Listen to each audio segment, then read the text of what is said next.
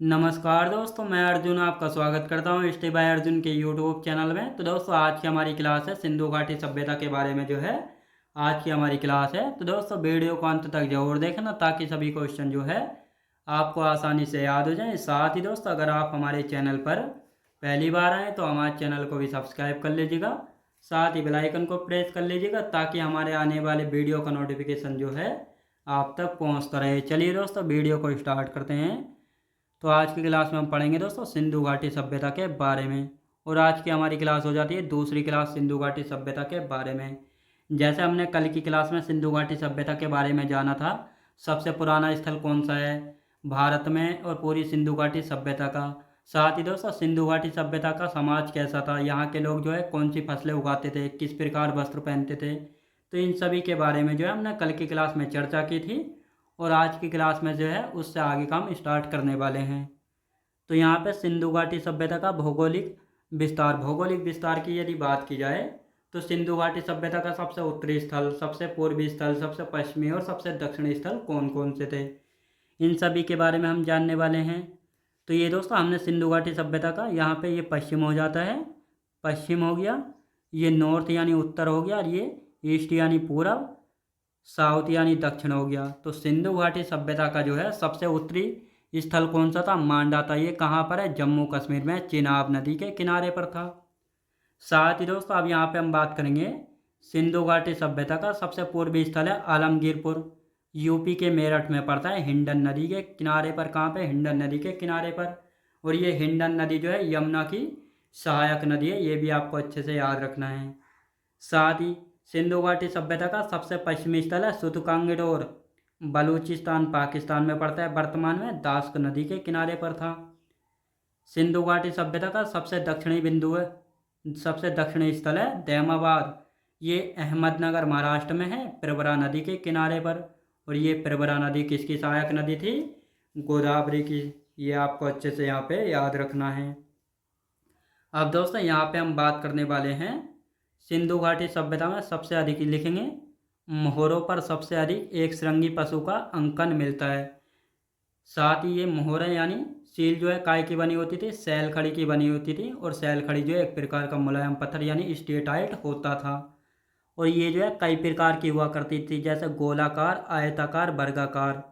इनका उपयोग क्या था, व्यापारिक उद्देश्यों के लिए, जैसे जार सील करना और बोरियों पर टैग लगाना।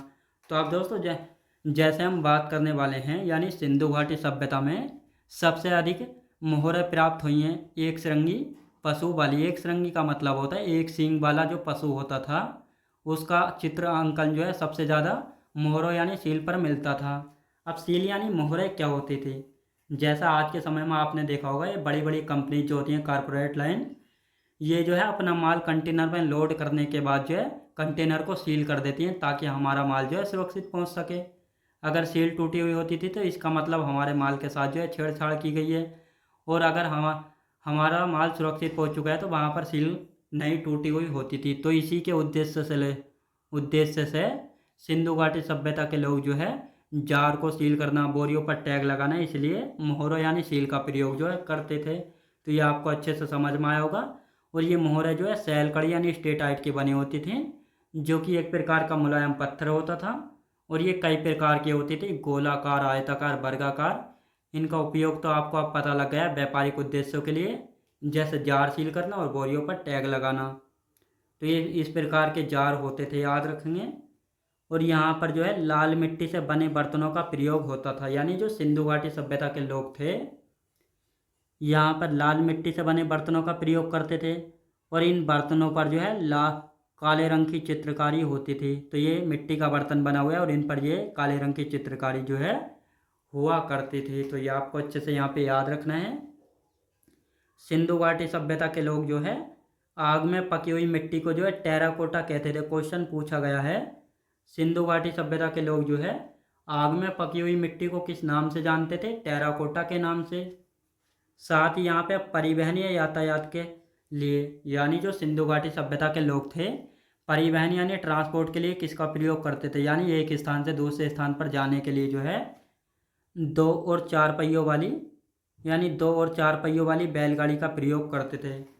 सिंधु घाटी सभ्यता के लोग ट्रांसपोर्ट यानी एक स्थान से दूसरे स्थान पर जाने के लिए जो है 2 और 4 पहियों वाली बैलगाड़ी का प्रयोग किया करते थे। तो ये आपको अच्छे से याद रखना है। अब दोस्तों यहाँ पे हम बात करने वाले हैं सिंधु घाटी सभ्यता का शासन प्रशासन किसके हाथों में रहता था, वणिक या व्यापारिक वर्ग के हाथों में।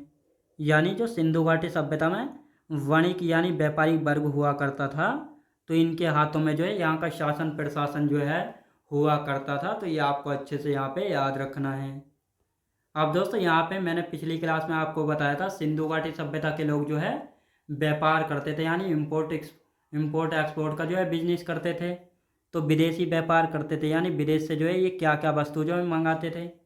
जैसे तांबा यानी कॉपर जो है ये कहाँ से मंगाते थे, खेतड़ी, राजस्थान और ईरान। तो यहाँ से जो है तांबा मंगाया जाता था सिंधु घाटी सभ्यता के लोगों के द्वारा। चांदी यानी सिल्वर अफगानिस्तान और ईरान से। गोल्ड की हम बात करेंगे, कर्नाटक, अफगानिस्तान और ईरान से जो है क्या मंगाया जाता था, कर्नाटक, ईरान और अफगानिस्तान, यहाँ से सोना मंगाया जाता था। टीन की हम बात करेंगे, टिन, अफगानिस्तान और ईरान से जो है टिन मंगाया जाता था। सेल खड़ी कहाँ से मंगाई जाती थी, सेल खड़ी यानी स्टेटाइट जिसका प्रयोग मोहरे बनाने में जो है किया जाता था, तो इसको राजस्थान, गुजरात, अफगानिस्तान से जो है मंगाया जाता था। शीशा यानी लेड कहाँ से, ईरान से मंगाया जाता था। तो ये जो है कुछ वस्तुएं थीं यानी धातु थीं जो कि विदेश से मंगाई जाती थी सिंधु घाटी सभ्यता के लोगों के द्वारा। अब आते हैं दोस्तों सिंधु घाटी सभ्यता के पतन यानी विनाश का कारण किसको माना जाता है। तो सिंधु घाटी सभ्यता के पतन यानी विनाश का कारण बाढ़ यानी फ्लड को माना जाता है। तो एक तो रीजन ये रहा था कि सिंधु घाटी सभ्यता का पतन यानी विनाश का कारण क्या हुआ, बाढ़ को माना जाता था। कहा जाता है कि सिंधु घाटी सभ्यता जो है सिंधु नदी के किनारे पर थी। एक बार ऐसा हुआ था कि सिंधु नदी में जो एक भयंकर बाढ़ आई थी जिसके कारण पूरी सिंधु घाटी सभ्यता का विनाश हो गया था। लेकिन कुछ अन्य फैक्ट में, यानी जब हम वैदिक सभ्यता पढ़ेंगे तो उसमें हम पढ़ेंगे कि मैक्स मुलर के अकॉर्डिंग जो है आर्य मध्य एशिया से आए थे। जब मध्य एशिया से आर्य आए थे तो इस समय भारत में सिंधु घाटी सभ्यता थी। उस समय सिंधु घाटी सभ्यता के लोगों के बीच और आर्यों के बीच जो है आपस में एक युद्ध हुआ था जिसको हम दशराग्य युद्ध कहते हैं। और इस कारण जो है आर्यों ने सिंधु घाटी सभ्यता का जो है ख़त्म कर दिया था। तो एक तो फैक्ट ये कहा जाता है, लेकिन सबसे ज़्यादा जो फैक्ट मान्य है वह माना जाता है कि सिंधु घाटी सभ्यता का पतन यानी विनाश का कारण बाढ़ को जो है माना जाता है। तो ये आपको अच्छे से याद रखना है।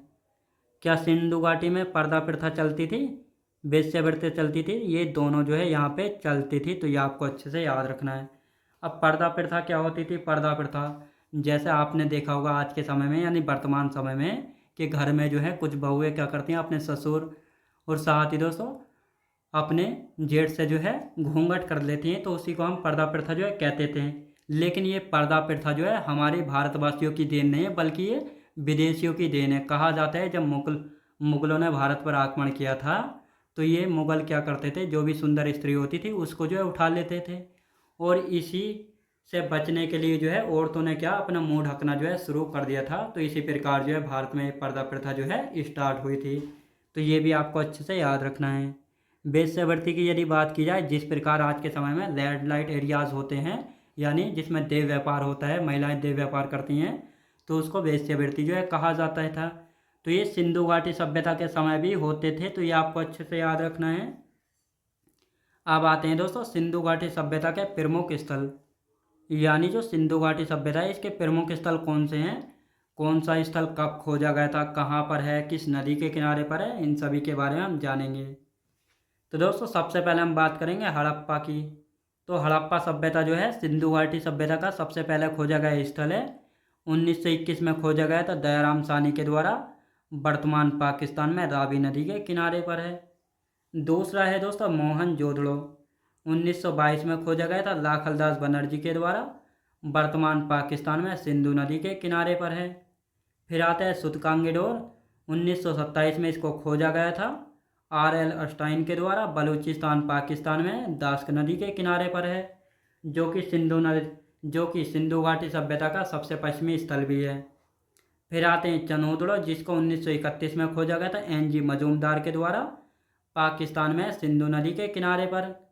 फिर है कोटदीजी, जो कि 1935 में खोजा गया था घुर्रे के द्वारा। कहाँ पे? पाकिस्तान में है, सिंधु नदी के किनारे पर। फिर है रोपण, जो कि 1953-55 के बीच खोजा गया था। बाई डी शर्मा बोले तो यज्ञदत्त शर्मा के द्वारा, पंजाब में पड़ता है, सतलुज नदी के किनारे पर। अब दोस्तों यहाँ पे हम बात करेंगे राखी गढ़ी। राखी गढ़ी की यदि बात करते हैं तो इसको 1969 में खोजा गया था सूरजभान और रफीक मुगल के द्वारा। हरियाणा में पड़ता है, घग्गर नदी के किनारे पर। फिर है दोस्तों बनावली, 1973-74 में RS बिष्ट यानी रविंद्र सिंह बिष्ट के द्वारा इसको खोजा गया था। हरियाणा में पड़ता है, घग्गर नदी के किनारे पर। अब दोस्तों यहाँ पे आते हैं धोलावीरा के बारे में। धोलावीरा की यदि बात करते हैं, धोलावीरा को खोजा गया था। कब खोजा गया था? 1967-68 में इसको खोजा गया था JP जोशी के द्वारा। लेकिन इसकी खुदाई 1991 में की गई थी रविंद्र सिंह बिष्ट के द्वारा। तो यहाँ पे धोलावीरा का जो है खुदाई और खोज जो है अलग अलग दिए हुए हैं, क्योंकि कहीं पर जो है खुदाई वाला डाटा दिया होता है और कहीं पर जो है खोज वाला, तो इसलिए बिल्कुल कंफ्यूज नहीं होना है। ये कहाँ पे पड़ता है? गुजरात में पड़ता है, मानसर या मानहर या लूनी नदी के किनारे पर। तो ये आपको अच्छे से याद रखना है। अब आते हैं लोथल। लोथल की बात करेंगे तो 1954 में खोजा गया था SR राव के द्वारा, गुजरात में भोगवा नदी के किनारे पर। और ये लोथल जो है पूरी सिंधु घाटी सभ्यता का जो है सबसे बड़ा बंदरगाह यानी पोर्ट है। तो ये आपको अच्छे से याद रखना है। फिर आते हैं सुरकोटता, 1964 में खोजा गया था जगपति जोशी यानी JP जोशी द्वारा। कच्छ गुजरात में सादीकोट नदी के किनारे पर। रंगपुर 1931 में खोजा गया है माधव स्वरूप वत्स के द्वारा, अहमदाबाद गुजरात में है, भादर नदी के किनारे। भादर नदी या मादर नदी, तो कोई सा भी दिया हो सकता है, ये अभी तक कन्फ्यूज है इसमें। कहीं पर मादर लिखा होता है और कहीं पर भादर, तो ये आपको अच्छे से समझना है। अब आते हैं आलमगीरपुर, 1958 में खोजा गया बाई डी शर्मा के द्वारा, मेरठ UP में हिंडन नदी के किनारे पर। और सिंधु घाटी सभ्यता का सबसे पूर्वी स्थल है। अब आते हैं दोस्तों कालीबंगा, 1951 से 53 के बीच खोजा गया अमलानंद घोष के द्वारा, हनुमानगढ़ राजस्थान में घग्गर नदी के किनारे पर।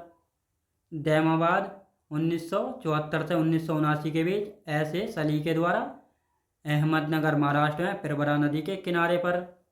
मांडा 1982 में मधुबाला एंड JP जोशी ने इसको खोजा गया था, जम्मू कश्मीर में चिनाब नदी के किनारे पर। तो दोस्तों ये थे सिंधु घाटी सभ्यता के कुछ प्रमुख स्थल जहाँ से क्वेश्चन बनते हैं। अब इन सभी को जो है एक एक करके अच्छे से समझेंगे, केवल हम उन्हीं को पढ़ेंगे जिनसे क्वेश्चन जो है बनते हैं। तो हड़प्पा स्थल सबसे ज़्यादा मोस्ट इम्पोर्टेंट है, क्योंकि सबसे पहले खोजा गया स्थल है सिंधु घाटी सभ्यता का हड़प्पा स्थल। इसको कब खोजा गया था अभी मैंने बताया है, दयाराम सानी ने 1921 में खोजा गया था पाकिस्तान में रावी नदी के किनारे पर। ये जो है 5 किलोमीटर परिधि में फैला नगर था, ग्रिड पद्धति से बना नगर है। तो इस प्रकार जो है दोस्तों ये रास्ता हुआ करता था, और इस प्रकार जो यहाँ पे दोनों साइडों मकान बने हुआ करते थे। तो इसी को ग्रिड पद्धति जो है कहा जाता है। तो जो हड़प्पा स्थल है इसमें जो है मकान ग्रिड पद्धति से बने होते थे। यहाँ से शव दफनाने के साक्ष्य मिले। शव क्या होता है? यानी कोई व्यक्ति मर जाता है तो उसकी डेड बॉडी को शव कहा जाता है, और इस डेड बॉडी को जो है दोस्तों इस समय दफनाया जाता था। इसके दफनाने के साक्ष्य यानी एविडेंस मिले हैं। साथ ही दोस्तों आवासीय क्षेत्रों के दक्षिण में जो है कब्रिस्तान के साक्ष्य मिले हैं, जिनको नाम दिया गया है कब्रिस्तान है, जो कब्रिस्तान R37। तो दोस्तों कब्रिस्तान आवासीय क्षेत्रों के मतलब जहाँ पर लोग रहते थे उनके दक्षिण दिशा में जो है कब्रिस्तान पाए गए हैं। अब जब कब्रिस्तान मिले हैं तो इसका मतलब ये होता था कि यहाँ पर जो है मृत व्यक्तियों को दफनाया जाता था। तो ये आपको अच्छे से समझ आया होगा। अब दोस्तों यहाँ पे हम बात करने वाले हैं कपास की खेती के साक्ष्य, यानी हड़प्पा स्थल से जो है कपास की खेती के साक्ष्य मिले हैं। यानी जो कपास की खेती थी इसके साक्ष्य यानी एविडेंस कहाँ से मिले? हड़प्पा सभ्यता से। याद रखें दोस्तों हड़प्पा स्थल से, यहाँ पे नोट करके लिखेंगे। यानी नवपाषाण काल का एक स्थल है मेहरगढ़, यहाँ से भी जो है कपास के साक्ष्य या कपास की खेती के साक्ष्य मिले हैं। तो ये आपको अच्छे से याद रखना है। साथ ही यहाँ पे सुरक्षा दुर्ग मिले हैं। सुरक्षा दुर्ग क्या होता है? सुरक्षा दुर्ग यानी किलेबंदी। यानी हमने बात की थी पिछली क्लास में कि सिंधु घाटी सभ्यता जो है 2 टीलों में विभाजित थी, पश्चिमी टीला और पूर्वी टीला। पश्चिमी टीले पर जो है राजा और सरदार लोग रहते थे, जबकि पूर्वी टीले पर जो है सामान्य लोग रहते थे। अब जैसे ये पश्चिमी टीला है, इसके चारों ओर जो है राजा की सुरक्षा के लिए जो है किलेबंदी या दुर्ग बनाए जाते थे। तो इन्हीं को हम सुरक्षा दुर्ग जो है कहते हैं। तो ये इसके साक्ष्य कहाँ से, हड़प्पा से मिले हैं।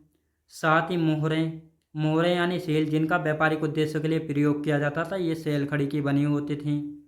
साथ ही पुरुष की नृत्य करते हुए काले रंग की मूर्ति एवं लाल रंग की जो है, लाल रंग की पत्थर लाल रंग की मानव मूर्ति मिली थी। और इस पुरुष की नृत्य करते हुए काले रंग की मूर्ति को नटराज मूर्ति जो है कहा गया है। तो ये दोनों साक्ष्य कहाँ से मिले हैं, ये मिले हैं हड़प्पा स्थल से। अब दोस्तों यहाँ पे हम बात करेंगे, गेहूं एवं जौ के दाने मिले हैं, शंख का बना बैल मिला है। गेहूं और जौ के दाने कहाँ से मिले थे, ये मिले थे कहाँ से, हड़प्पा स्थल से। साथ ही शंख, शंख का बना बैल कहाँ से मिला था, हड़प्पा स्थल से जो है मिला था। तो ये हमारा हड़प्पा स्थल हो चुका है कंप्लीट। तो ये आपको अच्छे से याद रखना है।